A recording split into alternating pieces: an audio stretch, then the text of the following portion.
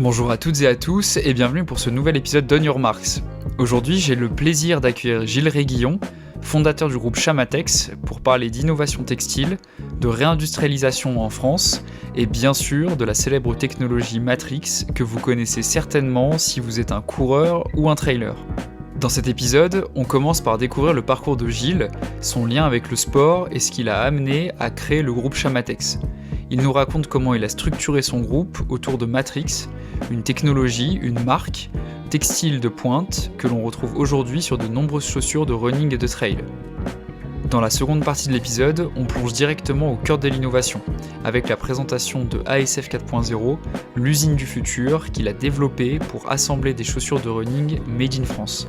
C'est un véritable exploit dans l'industrie, car cette industrie est historiquement très dépendante de l'Asie.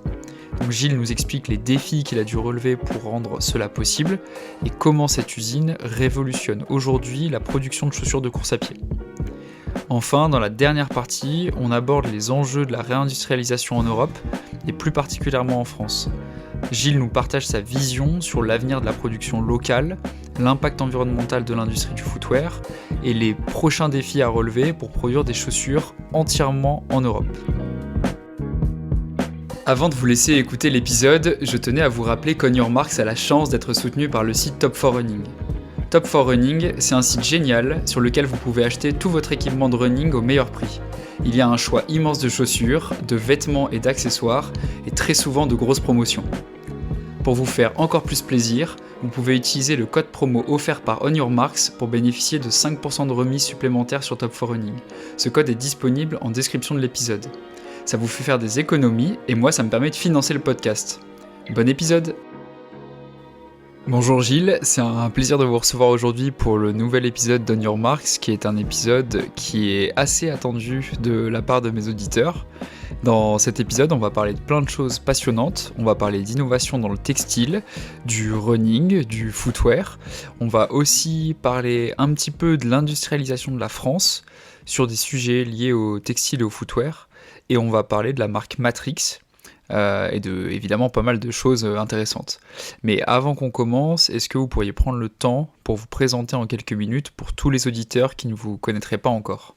Gilles Réguillon, je suis CEO de Chamatex Group. C'est un groupe textile qui comporte une dizaine de sociétés. Et j'ai racheté la société Chamatex en 2011, qui est devenue un petit groupe année après année. On s'est spécialisé dans pas mal de domaines, le sport, le tissu technique, et puis également l'ameublement, sachant que le sport reste un petit peu notre fer de lance. J'ai un parcours atypique. J'ai travaillé pendant 12 ans dans l'industrie un petit peu plus lourde, l'électroménager dans le groupe SEB. Je suis ingénieur généraliste de métier. Après, j'ai monté ma propre entreprise pour fabriquer des produits de vélo, des produits haut de gamme, fourches télescopiques, tiges de sel, composants en carbone, magnésium, titane. Et j'ai repris Chamatex en 2011 pour en faire un petit groupe aujourd'hui. Je devais me résumer en 2 mots. Je suis en 1 un industriel et en 2 un amoureux du produit. Tout au long de ma carrière, j'ai travaillé dans des sociétés et j'ai été patron de sociétés qui créent, qui fabriquent et qui commercialisent des produits, et j'aime bien les beaux produits. Voilà. D'accord, bah écoutez, c'est très clair. Alors, vous avez commencé par dire que vous aviez monté une marque d'équipement de cyclisme. Aujourd'hui, vous êtes à la tête du groupe qui produit la marque Matrix, qui est très connue et qu'on retrouve sur plein de chaussures de course à pied et de trail. La question que je me posais à ce stade-là, c'est est-ce que vous, personnellement, vous êtes sportif? Est-ce que vous avez été sportif de haut niveau? Est-ce que vous avez une carrière en tant que coureur, athlète ou quelque chose comme ça? Alors, je suis sportif, pas de haut niveau. J'ai été, dans mon jeune âge, beaucoup plus avisé sur le sport. Et notamment, si à un moment donné j'ai lâché le groupe SEB pour monter ma propre société dans l'industrie du cycle, c'est que j'ai fait du vélo en compétition, j'ai fait du triathlon, J'ai également fait du VTT en compétition et j'ai imaginé des produits, j'ai déposé des brevets et j'ai lancé ma propre société sur la base de ces brevets. Je vous avouerai qu'avec le temps et avec l'occupation, je fais de moins en moins de vélo parce que c'est des demi-journées. Donc je me suis plus mis sur la course à pied. D'ailleurs, j'étais meilleur en course à pied qu'en vélo. Et aujourd'hui, on va dire que ma pratique, c'est un footing par week-end, tout simplement. Je mets pas de chrono, je regarde pas ma montre. Mais à l'époque, je courais pas mal sur du 10 000, j'envoyais du lourd. Il faut savoir ce qu'on veut. Moi, aujourd'hui, à l'époque, je faisais du triathlon. Aujourd'hui, je suis plutôt sur du décathlon, mais sur du décathlon professionnel. Donc il faut savoir ce qu'on veut. Donc, il faut être concentré sur son activité avec ses équipes, avec ses clients. Et c'est vrai que le footing, c'est parce que j'ai toujours aimé le sport, pour maintenir le contact, pour sentir aussi les produits, parce que j'essaye beaucoup de produits, même si mon niveau aujourd'hui ne me permet pas d'être un testeur, il n'empêche que j'ai un feeling et ça continue à alimenter ma réflexion sur Matrix, sur plein d'autres choses. Bah, écoutez, Gilles, c'est très clair et justement, je pense que ça fait une très bonne transition pour entrer, dans le vif du sujet de cet épisode. Alors moi, si je vous ai proposé de participer, à ce nouvel épisode d'On Your Marks, c'est dans un premier temps pour parler de la marque Matrix. Alors, je vais vous laisser présenter, la marque et ce que c'est que Matrix, mais pour faire simple, Matrix, c'est une technologie, en tout cas une façon de tisser un textile qu'on retrouve sur pas mal de chaussures de course à pied, notamment en trail, et plus récemment sur des chaussures de course à pied sur route. Alors j'aimerais bien qu'on revienne un peu sur ce sujet, sur Matrix. Est-ce que vous pourriez me raconter assez rapidement, assez simplement, comment est-ce que cette marque est venue au monde? Pourquoi est-ce que c'est important et intéressant de lancer une technologie qui est française? Et surtout, en quoi est-ce que la technologie Matrix, elle est différente de ce qu'on retrouve sur d'autres chaussures de course à pied? Alors, c'est une question qui est quand même assez large, on va essayer de prendre dans l'ordre. La première chose, c'est que la genèse de Matrix. La genèse de Matrix, en 2011, je rachète Chamatex, comme j'avais fait des choses avant, j'avais rencontré des gens dans d'autres secteurs d'activité, notamment dans le cycle, et j'avais rencontré la société Zebra, groupe Zebra, dirigé par Bertrand Barret, qui est devenu un ami, associé et ami. Et en 2012 ou 2013, Zebra, Bertrand m'appelle, avec Xavier, qui était son associé à l'époque, m'appelle et il me dit: Gilles, on a su que tu avais racheté Chamatex, et nous, on est les conseillers les plus proches en innovation, en produits de Babola.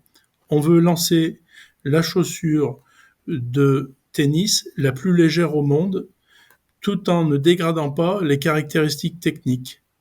Ok. Est-ce que tu saurais faire ce tissu? J'aurais dit, écoutez, humblement, je pense qu'on a on a des moyens suffisamment innovants et des outils industriels et des équipes R&D pour répondre à ça, mais venez me voir. Et ils sont venus nous voir. Ils ont validé, parce qu'à l'époque, on était déjà très fortement implanté sur les tissus pour les combinaisons de Formule 1, à savoir qu'on est leader mondial sur ce secteur d'activité, qu'on avait déjà des marchés dans la bagagerie de luxe avec Louis Vuitton, et ils se sont dit, on a certainement frappé à la bonne porte, d'autant plus qu'on connaît Gilles. Et donc, ils disent à Babola, on pense qu'on a trouvé le bon partenaire, et donc du coup, on a développé en triangulaire le tissu Matrix pour Babola. Et on a gagné de mémoire 100 grammes sur une chaussure de tennis, 200 grammes sur la paire, en lançant la première Jet, la Jet Mach 1, que j'ai gardée à mon bureau. C'est en 2013 et on la lance en 2016. Babola, ils en commandent 30 000. Finalement, c'est un succès commercial. On en fabrique 60 000 la première année et ça commence comme ça. Et avec Bertrand Barret, le patron de Zebra, on se dit, on va pas rester que sur le tennis avec ça. Donc, qu'est-ce qu'on va faire? On va essayer, à travers notre réseau, les uns les autres, d'avancer sur différents sports. Et pendant les premières années, les 5 premières années de Matrix, on a avancé petit pas par petit pas avec des exclusivités par sport avec des marques. Et petit à petit, on a libéré les exclusivités et on s'est ouvert à toutes les marques. Et en fait, il y a des sports pour lesquels Matrix est devenu pratiquement incontournable, et le Mm. trail running en fait partie. Pourquoi? Parce que légèreté, respirabilité, résistance mécanique. Résistance mécanique à deux niveaux. Un, le maintien latéral du pied. Et deux, la durabilité. Et enfin, aucune absorption d'eau. Ce qui fait qu'une course de trail running, quand il flotte, ben on part avec une chaussure qui fait 250 grammes, on revient avec une paire de chaussures qui fait 250 grammes. Alors que certains de nos concurrents, ben quand tu commences à prendre la flotte, ben tu as une chaussure qui est à 400 grammes. Voilà. Donc Ok. voilà un petit peu j'ai répondu à 2-3 questions. Aujourd'hui, on est présent sur une trentaine de marques dans une demi-douzaine, non, même une douzaine de sports différents, que ce soit le trail running, le football, l'athlétisme avec Puma, la voile. On vient notamment de faire la dernière chaussure de Louis Vuitton pour l'America's Cup, la randonnée. Dès qu'on a besoin de performance de légèreté, Matrix a un avantage. Mais justement, est-ce que vous pourriez expliquer un peu plus dans le détail qu'est-ce qui fait que le tissu, que le mesh matrix est différent des autres justement et procure ces différents avantages? Est-ce que c'est parce qu'il est tissé d'une manière différente? Est-ce que c'est parce qu'il y a un composé qui est pas le même ou qui est exclusif à Matrix par rapport à ce qu'on trouve dans les autres usines? En fait, c'est quoi le point différenciant de Matrix? Et qu'est-ce qui le rend si unique et qui fait que les marques l'adoptent en ce moment de plus en plus sur certains de leurs produits de trail? En fait, on a deux brevets dessus. Hein. Donc, qu'est-ce que c'est que le brevet? Le brevet, et l'objectif, c'est de tisser l'ensemble de la tige, c'est-à-dire la partie supérieure de la chaussure, en une seule fois, Mhm. en intégrant différentes fonctions sur la tige en fonction du zoning. C'est-à-dire que en face du lassage, on va mettre un maximum de résistance. Bien souvent, on D'accord. propose des fils de Kevlar, voire des fils de carbone pour avoir un minimum de déformation pour les chaussures d'athlétisme ou pour les chaussures de vélo. À l'avant, on va plutôt privilégier la respirabilité. Sur les chaussures d'athlétisme, par exemple, on va mettre un peu d'élasticité pour que les métatarses puissent enfler un petit peu et ne pas brider le pied. Et sur l'arrière, c'est la respirabilité et le maintien. Donc tout ça, c'est la première chose, c'est un tissu monobloc qui évite d'avoir une multitude de composants qu'on va être obligé de venir assembler et avec un maximum de fonctions dedans. Ben, du coup, comme c'est une monotige, il y a un minimum d'opérations, donc c'est bien pour la fabrication de la chaussure, c'est bien pour la légèreté, et ce qui fait un petit peu le secret aussi, c'est qu'on est sur des fils qui sont haute ténacité, en polyamide ou en polyester recyclé, mais toujours haute Mhm. ténacité, donc avec une bonne résistance, sur lequel on vient faire une induction en PU, en Ok. polyurethane. Et après, on vient tisser. Ce qui veut dire quoi? Ce qui veut dire que c'est la résistance, elle est donnée par le fil lui-même, et elle n'est pas donnée par le tissu sur lequel on vient mettre un coating. C'est pour ça qu'on est respirant, contrairement à pas mal de tissus qui le sont moins. Donc il y a beaucoup de tissus qui sont soit respirants, mais qui résisteront pas du tout à l'abrasion, à la durabilité et à la traction, et d'autres qui seront résistants parce qu'on vient leur mettre une couche dessus, comme une chaussure de foot. On vient de mettre une couche de PU dessus, donc ils sont plus Ouais. respirants et en plus certainement plus lourds. Donc nous, en fait, on arrive grâce à notre fil enduit à avoir vraiment des caractéristiques intéressantes. Bien, merci beaucoup Gilles pour toutes ces explications. C'est beaucoup plus clair, je pense, sur ce qui fait la différence de Matrix, ce qui explique cette unicité par rapport aux autres mèches qu'on peut trouver sur d'autres chaussures fabriquées plutôt en Asie. Et justement, bah, ça amène pour moi le sujet principal de cet épisode, la question que je voulais aborder avec vous et décortiquer un peu avec vous. Cette question, elle m'est venue lors d'un précédent épisode que j'ai enregistré avec Thibaut Poupard, qui travaille chez Salomon. Et dans cet épisode, on a parlé de deux chaussures qui étaient, en tout cas pour moi, très intéressantes. euh, c'était des chaussures qui étaient made in France. Alors on a parlé de chaussures Salomon, hein, c'était la Metacross et la S-Lab Fantasme, que je pense que vous connaissez bien.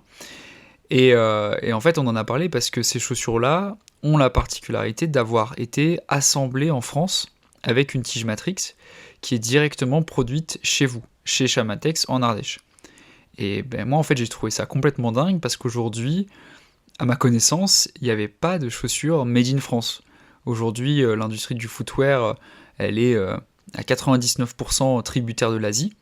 Et moi, j'ai été complètement surpris par le fait de découvrir qu'on avait des chaussures made in France depuis quelques mois. Et en faisant mes petites recherches, j'ai découvert que pour réaliser cette prouesse industrielle, Salomon et d'autres marques s'étaient associés avec Chamatex et avaient mis au point une usine du futur qui s'appelle ASF 4.0 avec... Enfin, c'est votre usine, si j'ai bien compris. J'aimerais bien qu'on en parle. Est-ce que vous pourriez me présenter cette usine? Qu'est-ce qui la rend si différente? Et surtout, qu'est-ce qui fait qu'on est capable aujourd'hui de rapatrier la production de certaines chaussures comme la Metacross ou la S-Lab Fantasme en France? Bon, désolé pour cette longue question, mais je pense elle est vraiment hyper intéressante et ça pourrait vraiment plaire à nos auditeurs qu'on analyse ce sujet. Alors, ASF 4.0, c'est la continuité de Matrix.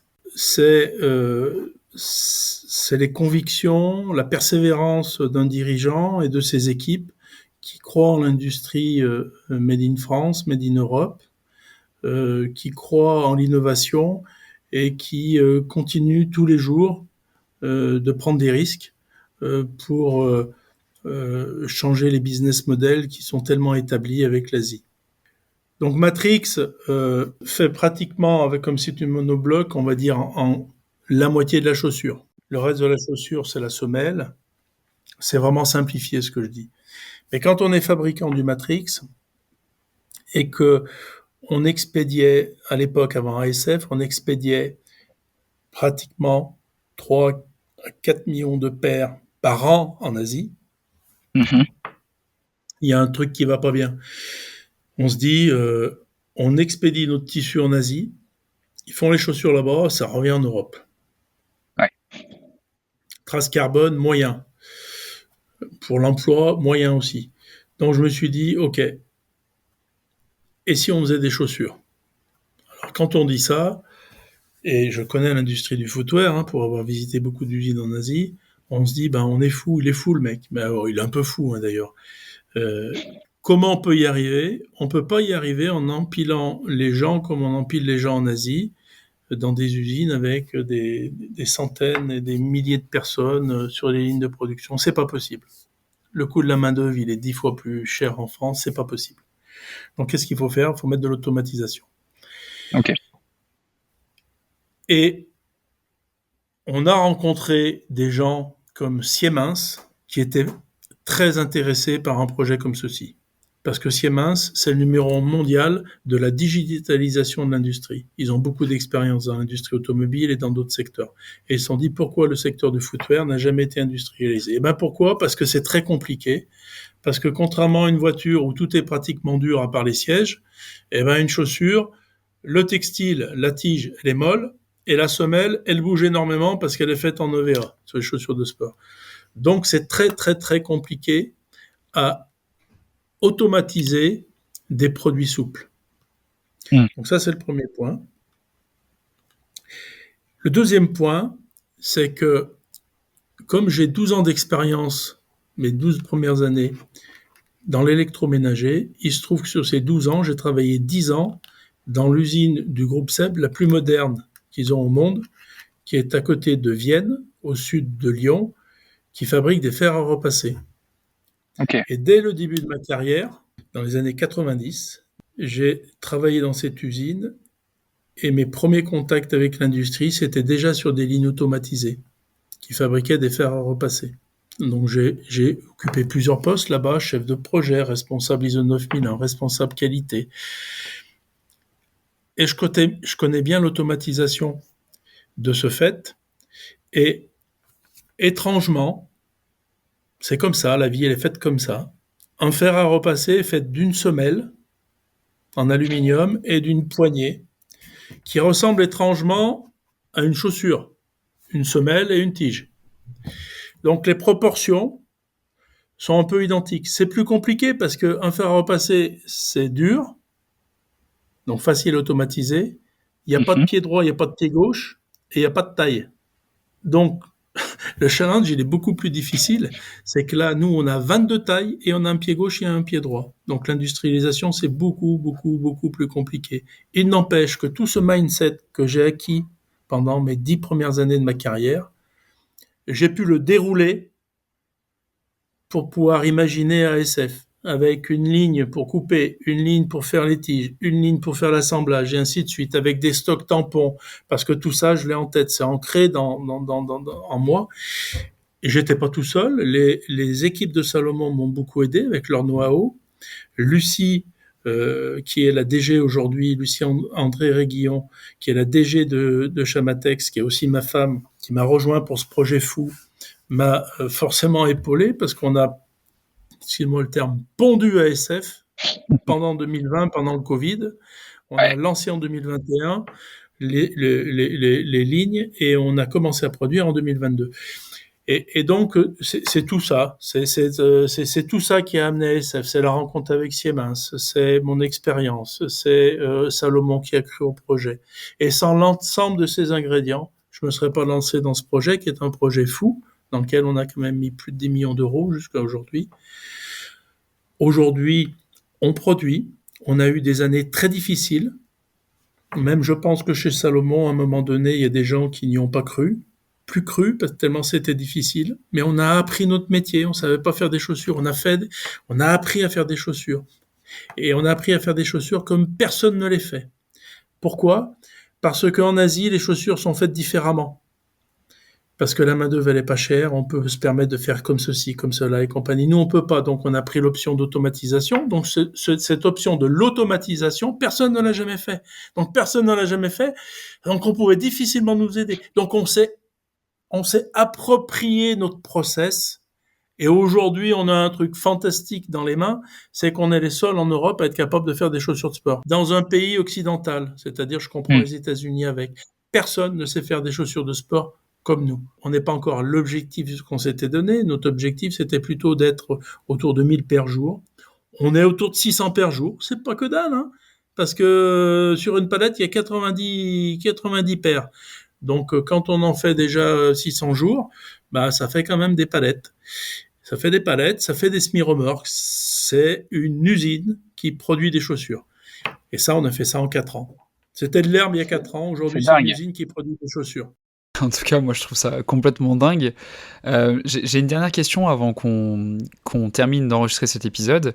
Alors là, je fais appel à votre intuition, votre sens de lecture de l'avenir en tant qu'entrepreneur, mais aussi ce que vous pensez et ce que vous avez comme conviction à court terme.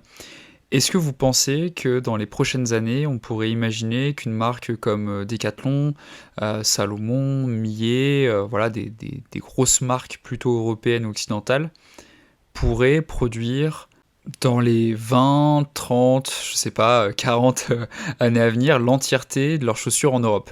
Est-ce que vous pensez que c'est possible ou est-ce que vous pensez qu'on est encore trop tributaire de l'Asie et que c'est un rêve inatteignable et qu'on ne pourra jamais s'approvisionner directement et en grande quantité en Europe avec des chaussures made in Europe, des chaussures made in France, des chaussures made Italie, etc. En tout cas dans le running. Je vais vous faire ma réponse en 2 temps. Sans crise géopolitique mondiale, c'est impossible d'imaginer que toutes les chaussures soient fabriquées autrement qu'en Asie. Les coûts de main-d'œuvre sont trop bas et les nôtres trop élevés pour imaginer l'inverse. Il n'empêche que si des marques nous ont rejoints, notamment des marques de renom comme Babola, Millet et surtout Salomon, qui est aujourd'hui notre locomotive et notre partenaire privilégié. Si ces gens-là viennent nous voir, c'est pas pour perdre de l'argent, c'est pas pour dépenser de l'argent, c'est parce qu'ils ont foncièrement dans leur stratégie la nécessité de pas tout mettre en Asie. Ok. Pour le respect de la planète, local to local. Quoi qu'il en soit, La roue, elle tourne dans ce sens-là. Elle tourne pas dans un autre sens. Des jeunes comme vous, Mathis, je sais pas quel âge vous avez. Je viens de fêter mes 26 ans, Gilles. 26 ans, vous faites plus jeune. C'est bien de faire jeune parce que quand vous aurez mon âge, vous ferez encore plus jeune. Des jeunes comme vous regardez beaucoup plus l'étiquette de la provenance de vos produits que vous achetez que ma génération. Et ça, c'est irréversible. Donc, les marques le savent. Et enfin, les crises géopolitiques et les crises sanitaires que l'on a vécues, le Covid, qui a arrêté le monde, la guerre en Ukraine, le canal de Suez qui a été bombardé par je ne sais trop qui, je ne me rappelle plus, et qui a bloqué tout le canal de Suez et qui a imposé tous les cargos de faire le tour via le cap de Bonne-Espérance.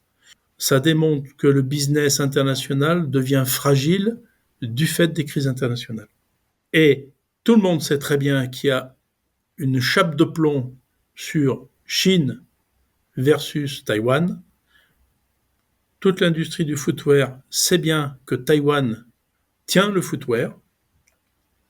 Et le jour où ça va péter, ça va faire des dégâts dans l'industrie du footwear, dans l'industrie des microconducteurs, dans l'industrie du vélo, tout ce qui est tenu par Taïwan. Peut-être que ça pètera pas, mais peut-être que ça pètera. Et moi, ce que je me dis, c'est que si les marques continuent de croire en des projets avec des fous comme moi qui renversent la table sur des nouveaux business models, c'est que c'est un peu pour toutes ces raisons. C'est la planète, la nouvelle génération et les crises géopolitiques qui peuvent arriver encore.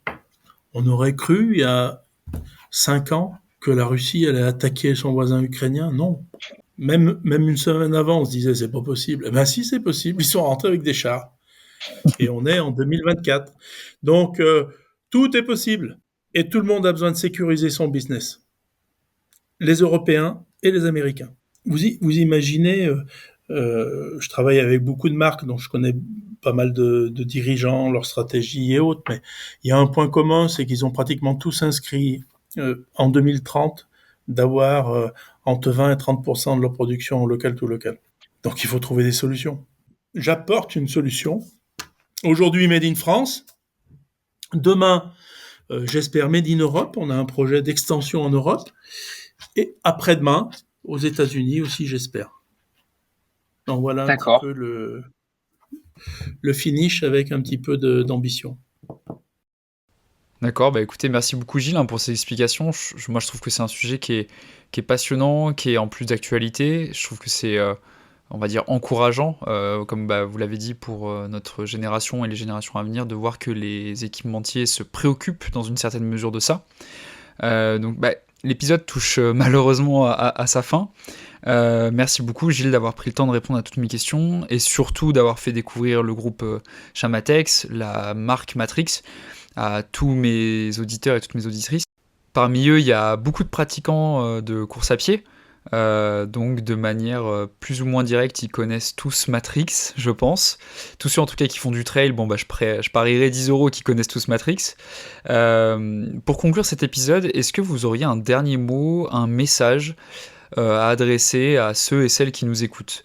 Il y a beaucoup de jeunes qui écoutent On Your Marks, il y a des jeunes passionnés d'athlétisme, de trail, de course à pied, de montagne, de sport outdoor.